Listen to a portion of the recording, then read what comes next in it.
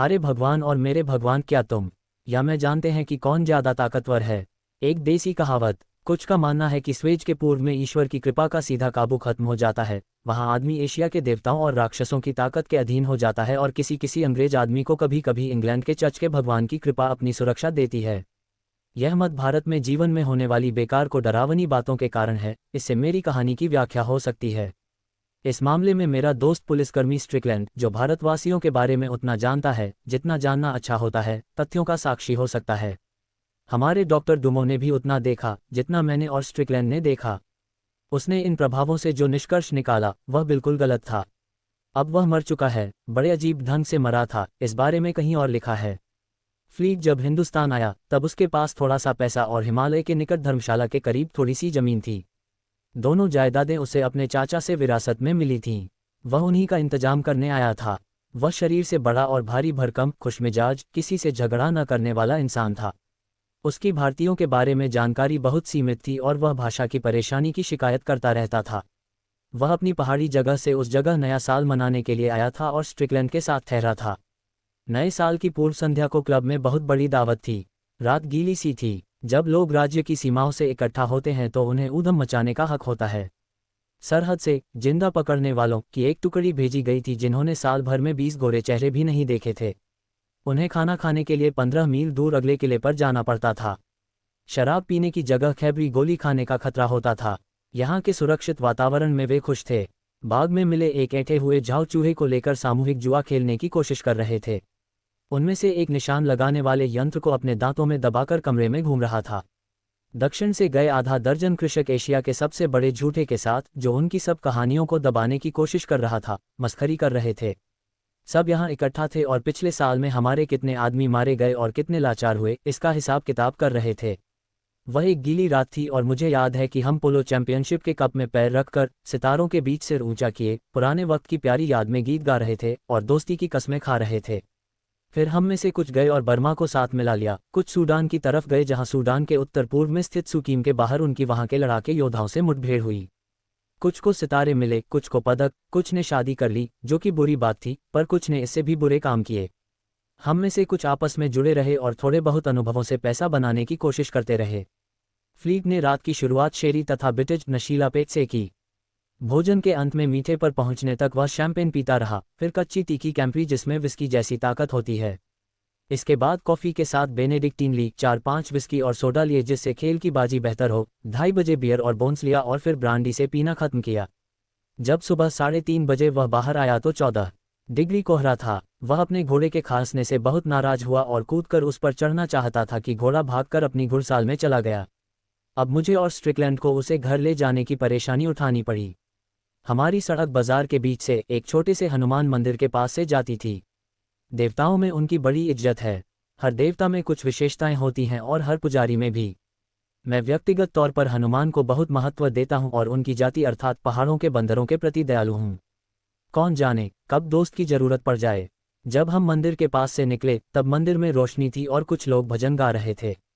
एक देसी मंदिर में पुजारी को रात के किसी भी वक्त भगवान के लिए उठना पड़ता है। इससे पहले कि हम रोकें, फ्लीक सीढ़ियां चढ़कर गया, 2 पुजारियों की पीठ थपथपाए और बड़ी गंभीरता से सिगार के टुकड़े की राख लाल पत्थर की हनुमान की मूर्ति के माथे पर रगड़ दी।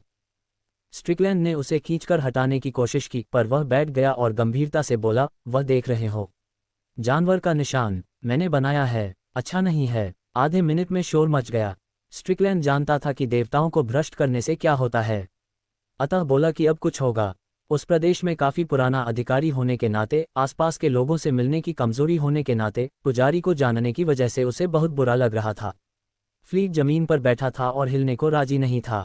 वह बोला, अच्छे हनुमान का तकिया बड़ा नरम बनता है। उद्धरण चिन्ह। तभी बिना चेतावनी के देवता की मूर्ति के पीछे से एक चांदी जैसा सफेद आदमी निकला। इस तेज ठंड में भी वह पूरी तरह नंगा था। उसका शरीर जमी हुई चांदी जैसा चमक रहा था। वह बाइबल में वर्णित एक कोड़ी ऐसा सफेद जैसी बर्फ जैसा था। कई सालों से बुरी तरह कोढ़ होने के कारण उसका चेहरा नहीं रहा था। हम दोनों झुके कि फ्लीक को उठा लें। मंदिर में ऐसी भीड़ होती जा रही थी जैसे इंसान जमीन में से निकल रहे हों। तभी हमारी बाहों के नीचे से ऊदबिलाव जैसा गुर्राता हुआ वह कोढ़ी आया, फ्लीक को कमर से पकड़ा और हमारे छुड़ाने से पहले उसने फ्लीक की छाती पर अपना सिर दे मारा। फिर वह एक कोने में चला गया और बैठा हुआ गुर्राने लगा। भीड़ ने सारे दरवाजे रोक दिए। पुजारी बहुत नाराज थे, पर कोड़ी के पकड़कर मारने के बाद से थोड़ा शांत हो गए थे। कुछ मिनट की चुप्पी के बाद एक पुजारी आया और स्ट्रिकलैंड से शुद्ध अंग्रेजी में बोला, अपने दोस्त को ले जाओ। उसने हनुमान से जो करना था कर लिया, पर हनुमान ने अभी नहीं किया। भीड़ ने रास्ता बना दिया और हम फ्लीट को उठाकर सड़क पर ले गए। स्ट्रिकलैंड बहुत नाराज था। वह बोला, हम तीनों को छुरा मारा जा सकता था। फ्लीट को अपनी किस्मत सराहनी चाहिए कि वह बिना चोट खाए बच गया। उद्धरण चिन्ह। फ्लीट ने किसी को धन्यवाद नहीं दिया। वह बोला कि वह सोना चाहता है। वह बुरी तरह नशे में था। हम चल दिए। स्ट्रिकलैंड चुप था पर बहुत नाराज था। तभी फ्लीट बुरी तरह कांपने लगा और पसीना पसीना हो गया। वह बोला, बाजार से तेज बदबू आ रही है।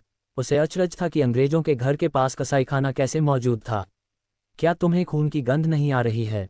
उसने पूछा। आखिर हमने उसे बिस्तर पर लिटा दिया, तब सुबह हो रही थी। स्ट्रिकलैंड ने मुझे एक गिलास विस्की के लिए आमंत्रित किया। पीते पीते हम मंदिर में हुई गड़बड़ी की बात कर रहे थे। पूरी घटना ने उसे बुरी तरह परेशान कर दिया था। स्ट्रिकलैंड का काम देसी लोगों के हथकंडों का पूरा जवाब देना था। अगर उनका कोई काम उसे ताज्जुब में डाले तो उसे नफरत होती थी। अभी तक वह अपने काम में पूरी तरह सफल नहीं हुआ था, पर 15-20 साल में कुछ सफलता मिलने की उम्मीद थी। वह बोला, उन्हें तो हमें खत्म कर देना चाहिए था, पर उसकी जगह वे गुर्रा रहे थे। पता नहीं वे क्या चाहते थे। मुझे ये सब जरा भी अच्छा नहीं लगा। मैंने कहा, मेरे ख्याल से मंदिर की प्रबंधक समिति उनके धर्म का अपमान करने के जुर्म में हमारे खिलाफ कार्यवाही करेगी। भारतीय दंड संहिता में फ्लीट द्वारा किए गए जुर्म की सजा थी। स्ट्रिकलैंड ने कहा कि वह यही उम्मीद और प्रार्थना करता है कि वे ऐसा करें। लौटने से पहले मैं फ्लीट को देखने गया। देखा कि वह दाईं करवट लेटा हुआ छाती की बाईं तरफ खुजा रहा था। सुबह 7 बजे, उदास, नाखुश और सर्दी से मारा मैं भी बिस्तर पर आ गया। 1 बजे मैं फ्लीट के सिर के दर्द के बारे में जानने के लिए स्ट्रिकलैंड के घर गया, क्योंकि मैं सोचता था कि उसका सिर बहुत दुख रहा होगा। फ्लीट नाश्ता कर रहा था। वह बहुत ठीक नहीं दिख रहा था, पर उसका मिजाज ठीक था, क्योंकि वह रसोइये को ठीक नाश्ता न देने के लिए गालियां दे रहा था। एक आदमी ठंडी रात के बाद कच्चा मांस खा सके, यह अचरज की बात है। मेरे ये कहने पर फ्लीट हंस पड़ा। इस जगह अजीब मच्छर हैं, वह बोला, एक ही जगह पर वे मुझे बुरी तरह खा गए हैं। उद्धरण चिन्ह। स्ट्रिकलैंड ने कहा, दिखाओ कहाँ काटा है, शायद अब ठीक हो गया हो। उद्धरण चिन्ह। जितनी देर में नाश्ता आ रहा था, फ्लीट ने कमीज खोली और हमें दिखाया। उसकी छाती पर बाईं तरफ चीते की खाल के से गोलाकार 5 या 6 बेतरतीब धब्बे थे, जो काले गुलाब के दुगने आकार के थे। स्ट्रिकलैंड ने देखकर कहा, सुबह ये गुलाबी थे, अब काले हो गए हैं। उद्धरण चिन्ह। फ्लीट शीशे की तरफ भागा तथा उधर देखकर बोला, ये तो बड़े भयानक दिख रहे हैं। क्या हैं? हम कोई जवाब नहीं दे पाए। इतने में नाश्ता आ गया। चापें लाल और रसीली थीं। फ्लीट ने घृणास्पद ढंग से 3 निकाल लीं। वह दाईं तरफ की दाढ़ों से चबा रहा था। मांस काटते वक्त उसका सिर भी दाएं कंधे की तरफ झुका था। खत्म करने पर उसने अपने अजीब व्यवहार के लिए माफ़ी मांगते हुए कहा, मेरे ख्याल से मैं जीवन में कभी इतना भूखा नहीं हुआ। मैंने शुतुरमुर्ग की तरह निगल लिया। नाश्ते के बाद स्ट्रिकलैंड ने मुझसे कहा, कहीं मत जाओ, आज रात यहीं बिता लो। मेरा घर उसके घर से 3 मील भी दूर नहीं था, अतः उसका ये कहना बेवकूफ़ी भरा लग रहा था। पर स्ट्रिकलैंड जिद करने लगा। वह कुछ कहने वाला था कि फ्लीट ने शर्मिंदगी से कहा कि उसे फिर भूख लग रही है। स्ट्रिकलैंड ने एक आदमी भेजकर मेरे घर से मेरा बिस्तर और घोड़ा मंगवा लिया। हम तीनों स्ट्रिकलैंड के अस्तबल की तरफ गए, ताकि घुड़सवारी के लिए जाने से पहले कुछ समय वहां बिता लें। जिसे घोड़ों से प्यार हो, वह उन्हें घंटों देखकर भी थकता नहीं है। और जब 2 आदमी वक्त काटने के लिए ऐसा कर रहे हों तो एक दूसरे से झूठ सच बोलते रहते हैं। अस्तबल में 5 घोड़े थे। जब हम वहां पहुंचे तो जो दृश्य था उसे मैं कभी नहीं भूल सकता। लगा कि जैसे घोड़े पागल हो गए हैं। वे जोर से हिनहिना रहे थे। ऐसा लग रहा था कि खूंटे उखाड़ देंगे। वे पसीने से नहा रहे थे, कांप रहे थे, मुंह से झाग निकाल रहे थे, डर से परेशान थे। स्ट्रिकलैंड के घोड़े उसे उतनी ही अच्छी तरह पहचानते थे जितना कि उसके कुत्ते। इसलिए और अचरज हो रहा था। उनको इतना डरा हुआ और परेशान देखकर हम वहां से निकल आए। फिर स्ट्रिकलैंड मुड़ा और उसने मुझे बुलाया। घोड़े तब भी डरे हुए थे, पर हमें सहलाने दे रहे थे और अपना सिर हमारी छाती पर रख रहे थे। स्ट्रिकलैंड ने कहा, ये हमसे नहीं डर रहे। अगर आउटरेज घोड़े का नाम बोल सकता होता तो मैं उसे अपनी 3 महीने की तनख्वाह देने को तैयार हो जाता। पर आउटरेज गूंगा था। वह सिर्फ अपने मालिक से लिपट सकता था, नथुने बजा सकता था, क्योंकि घोड़ों का बात करने का यही तरीका होता है। अभी हम अस्तबल में ही थे कि फ्लीट दोबारा वहां आया। उसे देखते ही घोड़े फिर डर से परेशान हो गए। इससे पहले कि वे हमें लात मारते हम वहां से भागे। स्ट्रिकलैंड ने कहा, ऐसा लगता है कि वे तुम्हें पसंद नहीं करते। फ्लीट बोला, बेकार बात, मेरी घोड़ी मेरे पीछे कुत्ते की तरह आती है। वह उसके पास गया। वह खुले अस्तबल में थी। जैसे ही उसने डंडा हटाया, वह आगे बढ़ी, फ्लीट को गिराया और बगीचे की तरफ भाग गई। मैं हंस पड़ा, पर स्ट्रिकलैंड को हंसी नहीं आई। वह दोनों हाथों से अपनी मूंछें इतनी देर तक खींचता रहा कि वे उखड़ने वाली हो गईं। फ्लीट अपनी घोड़ी को पकड़ने जाने की जगह उबासी लेकर बोला कि उसे नींद आ रही थी। वह घर गया और लेट गया। नए साल का दिन बिताने का ये बेवकूफ़ी भरा ढंग था। स्ट्रिकलैंड घुड़साल में मेरे साथ बैठा रहा। उसने मुझसे पूछा कि मुझे फ्लीट के आचरण में कोई खास बात दिखी। मैंने कहा कि वह जानवर की तरह खा रहा था, पर उसका कारण ये हो सकता है कि वह पहाड़ों पर अकेला रहता है जहां हमारे जैसे और ऊंचे सभ्य समाज से उसका वास्ता ही नहीं पड़ता। स्ट्रिकलैंड को हंसी नहीं आई।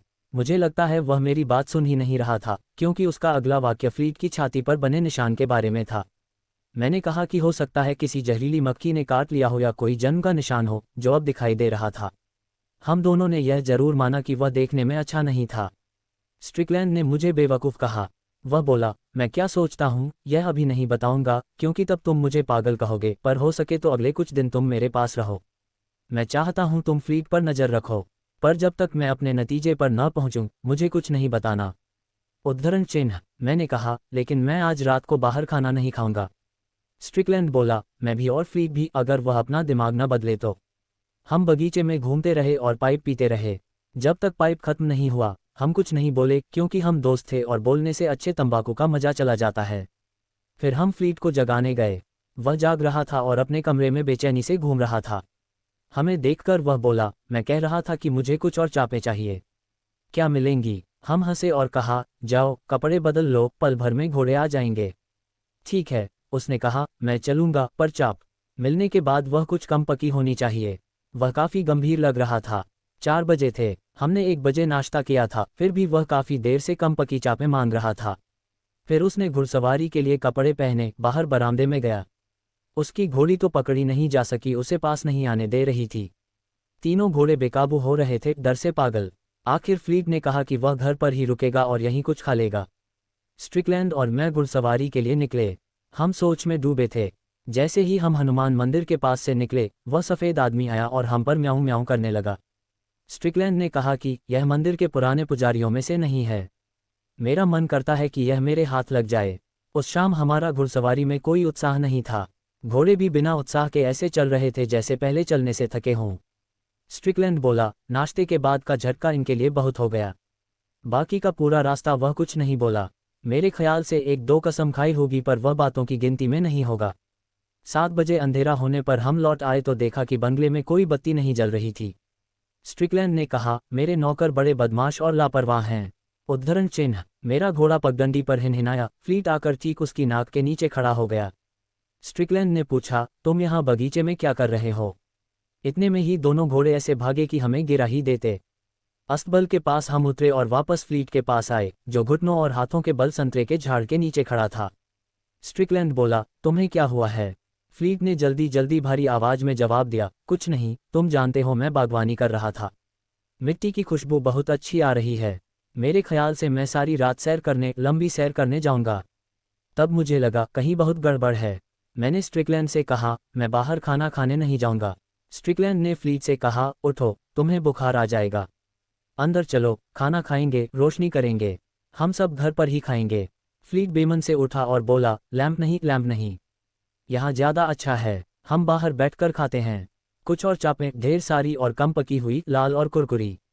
उद्धरण चिन्ह। उत्तरी भारत में दिसंबर के महीने में काफ़ी ठंड होती है। फ्लीट का सुझाव एक पागल का सुझाव था। स्ट्रिकलैंड ने सख्ती से कहा, अंदर आओ, फौरन अंदर आओ। फ्लीट अंदर आया। लैंप आने पर हमने देखा कि वह सिर से पैर तक मिट्टी और गंदगी से लथपथ था। वह शायद बगीचे में कलाबाजियां खा रहा था। रोशनी आते ही वह सिमट उठा और अपने कमरे में चला गया। उसकी आंखें भयानक लग रही थीं, उनमें कुछ नहीं था, पर उनके पीछे हरी रोशनी थी। उसका नीचे का होंठ लटका हुआ था। स्ट्रिकलैंड ने कहा, आज रात को भयानक परेशानी आने वाली है। तुम कपड़े मत बदलना। हमने खाना मंगवाया और फ्लीट के आने का इंतजार करते रहे। वह अपने कमरे में चक्कर लगा रहा था, पर उसने बत्ती नहीं जलाई थी। तभी कमरे से भेड़िए की लंबी रोने की आवाज़ आई। लोग बाग खून ठंडा होने और बाल उखड़ जाने की बात बड़े हल्के ढंग से लिखिया कह देते हैं, पर दोनों अनुभव बड़े भयानक हैं। उन्हें हल्के ढंग से नहीं लेना चाहिए। मेरा दिल ऐसे रुक गया जैसे चाकू घुसा दिया गया हो। स्ट्रिकलैंड मेज पर बिछे कपड़े जैसा सफ़ेद पड़ गया। एक बार फिर वही रोने की आवाज़ आई और खेतों के पार से उसका जवाब आया। इससे डर और बढ़ गया। स्ट्रिकलैंड फ्लीट के कमरे की तरफ भागा, मैं पीछे भागा। हमने देखा फ्लीट खिड़की से बाहर निकल रहा था। उसके गले से जानवरों की सी आवाज़ निकल रही थी। जब हम उस पर चिल्लाए तो वह जवाब नहीं दे पाया। उसने थूका। मुझे याद नहीं कि फिर क्या हुआ, पर मैं सोचता हूँ कि स्ट्रिकलैंड ने जरूर उसे जूते उतारने वाले लंबे उपकरण से मारकर अचंभे में डाल दिया होगा, नहीं तो मैं कभी भी उसकी छाती पर नहीं बैठ सकता था। फ्लीट कुछ बोल नहीं पा रहा था, सिर्फ गुर्रा रहा था। उसकी गुर्राहट भेड़िए जैसी थी, इंसान जैसी नहीं। उसके अंदर का आदमी शायद सारा दिन लड़ने के बाद मर गया होगा। अब हमारा वास्ता उस जानवर से था जो कभी फ्लीट था। पूरी घटना किसी इंसान के विवेकपूर्ण अनुभव से परे थी। मैं इसे हाइड्रोफोबिया, पागल कुत्ते के काटने की बीमारी कहना चाहता था, पर शब्द मेरे गले से नहीं निकल रहा था, क्योंकि मैं जानता था कि वह झूठ है। हमने इस जानवर को पंखे की चमड़े की रस्सी से बांधा और उसके हाथ के अंगूठे और पैर के अंगूठे को साथ साथ बांध दिया। जूते पहनने के हॉर्न को मुंह में फंसा दिया। अगर उसे लगाना जानते हो तो वह बहुत असरदार होता है। फिर हम उसे खाने वाले कमरे में ले गए और एक आदमी को डुमो डॉक्टर के पास भेजा और कहा कि वे फौरन आ जाएं। आदमी के जाने के बाद हमने सांस ली। तब स्ट्रिकलैंड बोला, उससे कुछ नहीं होगा, ये डॉक्टर के वश का काम नहीं है। मैं जानता था कि वह ठीक कह रहा था। जानवर का सिर आज़ाद था। वह उसे इधर उधर फेंक रहा था। कोई कमरे में घुसता तो यही सोचता कि हम भेड़िए की खाल पका रहे थे। स्ट्रिकलैंड अपनी हथेली पर थोड़ी टिकाए बैठा उस जानवर को जमीन पर रेंगते हुए देख रहा था, पर कुछ कह नहीं रहा था। खींचातानी में उसकी कमीज फट गई थी और छाती पर बने काले निशान दिख रहे थे। वे छाले जैसे दिख रहे थे। हम चुपचाप बैठे देख रहे थे कि हमें बाहर कोई आवाज़ सुनाई दी। वह मादा ऊदबिलाव की सी थी। हम दोनों खड़े हो गए और चाहे स्ट्रिकलैंड के बारे में नहीं पर अपने बारे में कह सकता हूं कि मुझे लगा जैसे मैं बीमार हूं, सच में शरीर से बीमार हूं। हमने एक दूसरे से कहा कि वह बिल्ली है। डुमो आया। मैंने कभी किसी व्यावसायिक आदमी को इस कदर डरा हुआ नहीं देखा। उसने कहा कि यह तो हाइड्रोफोबिया का दिल दहलाने वाला केस है। इसमें अब कुछ नहीं किया जा सकता। शांति देने वाले उपायों से उसकी तकलीफ और लंबी होगी। जानवर के मुंह से झाग निकल रहा था।